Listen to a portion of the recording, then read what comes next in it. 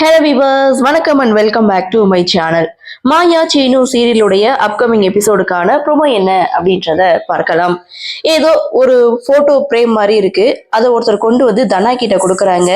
அது பேக் பண்ணிருக்கு.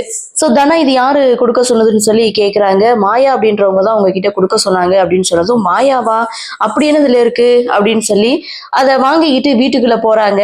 அப்போ தனாவுடைய பாட்டி வந்து என்னதுமா அது அப்படின்னு சொல்லி கேட்குறாங்க. என்னன்னு தெரியல, மாயா தான் என்கிட்ட கொடுக்க சொன்னாலாம் அப்படின்னு சொல்லி அந்த கவரை வந்து பிரிக்க போறாங்க. அதை பார்த்த பத்மாவும் பார்வதியும் சிரிக்கிறாங்க. இதுல இருந்து தெரியுது இது இவங்களுடைய பிளான் அப்படின்ட்டு. அப்படி அந்த பிரேம்ல என்னதான் இருக்கு அப்படின்னு சொல்லி அதை ஓபன் பண்ணி பார்த்தா செம்ம ஷாக் ஆகுறாங்க. அப்படி என்ன அப்படின்னா, அதுல தனா கதிர் இவங்க ரெண்டு பேரும் சேர்ந்த மாதிரியான ஒரு பிரேமை வந்து ரெடி பண்ணியிருக்காங்க. அதை பார்த்ததும் தனா செம்மையா கோவப்படுறாங்க. மாயா அப்படின்னு சொல்லி மாயாவை கூப்பிட மாயாவும் அங்கே என்ட்ரி கொடுக்குறாங்க. என்னாச்சு தனா, ஏன் கூப்பிட்ட அப்படின்னு சொல்லி கேட்க, நான் நிம்மதியா இருக்கிறது உனக்கு பிடிக்கலையா? இப்பதான் கொஞ்ச நாளா நான் மறந்துட்டு இருந்தேன். ஸோ அது உனக்கு பொறுக்கலையா அப்படின்னு சொல்லி அந்த பிரேமை வந்து காமிக்கிறாங்க. நீ நல்லா இருக்கணும்னு தான் நான் நினைப்பேனே தவிர நீ ஏன் இப்படி பேசுறேன்னு சொல்லி அந்த பிரேமை பார்த்ததும் அங்க மாயாவுக்கே ஒண்ணுமே புரியல. அதை பார்த்த பத்மாவும் பார்வதியும் சிரிக்கிறாங்க. இதோட இந்த ப்ரோமோவை முடிக்கிறாங்க.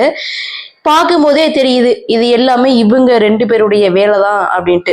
ஸோ மாயாவை இந்த வீட்டை விட்டு வெளியில அனுப்பணும் அப்படின்றதுக்காக இவ்வளவு கீழ்த்தரமா இவங்க ரெண்டு பேரும் வந்து கிளம்பிறங்கியிருக்காங்க. அது மட்டும் இல்ல, அண்ணனும் அண்ணியும் சந்தோஷமா இருக்கக்கூடாதுன்னு பத்மா ஒரு பக்கம் நினைக்கிறாங்க. அதே சமயம் பார்வதியும் அதே தான் நினைக்கிறாங்க. அவங்க ரெண்டு பேரும் ஒண்ணு சேர்ந்துட்டா இந்த வீட்டுல நம்மளுக்கு மதிப்பும் மரியாதையும் இருக்காதுன்னு ரெண்டு பேரும் சேர்ந்து இப்படி குட்டி கலாட்டா பண்ணிட்டு இருக்காங்க. இவங்க ரெண்டு பேரும் எப்பதான் திருந்துவாங்கன்னு தெரியல. பார்க்கலாம் அடுத்தடுத்து என்ன மாதிரியான சுவாரஸ்யத்தோடு கதைக்கள நகர்வை கொண்டு வராங்க அப்படின்றத நாமளும் பொறுத்திருந்து பார்க்கலாம்.